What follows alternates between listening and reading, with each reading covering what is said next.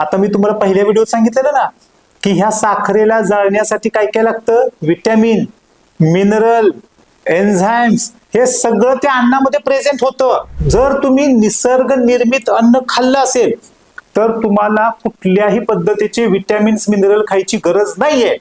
पण जर तुम्ही रिफाईन खाल्लं असेल तर त्या रिफायनिंगच्या प्रक्रियेमध्ये सगळे विटॅमिन, मिनरल्स बाहेर निघून गेलेले आहेत. आता मग गडबड होणार आहे ना, मग आजारी पडणार आहे. आता बघा काय झालं, ही साखर पण आली इन्सुलिनच्या माध्यमातून, ऑक्सिजन आला थायरॉइड हार्मोनच्या माध्यमातून. आता हिथं अन्नामधली सूर्यप्रकाशानं निर्माण केलेली, सूर्यप्रकाशाच्या माध्यमात, सूर्यप्रकाशाच्या सानिध्यात निर्माण झालेली अन्नामधली ही ऊर्जा रिलीज होते. ही ऊर्जा मित्रांनो दोन गोष्टीसाठी वापरली जाते.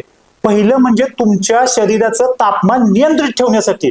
म्हणून कधीही बघा तुमच्या शरीराचं तापमान 37 डिग्री सेल्सिअस असतं. हे का असतं तर प्रत्येक सेकंदाला ही प्रक्रिया तुमच्या 10,000 अब्ज पेशींच्या मध्ये घडते. म्हणून तुमचं शरीर 37 डिग्री सेल्सिअस असतं. मेलेल्या माणसाचं शरीर गरम असतं का? बिलकुल नाही.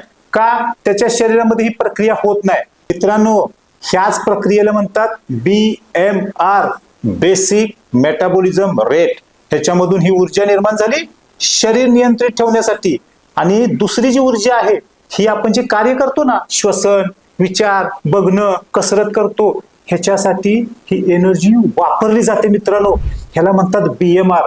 हे समजून घ्या, कारण की ह्याच्यावरतीच आम्हाला थायरॉइड होतो, ह्याच्यामुळेच आम्हाला डायबिटीज होतो, ह्याच्यामुळेच आम्हाला वेगवेगळे आजार होतात. आता भेटूया पुढच्या व्हिडिओमध्ये. कसा वाटला व्हिडिओ? लाईक करा.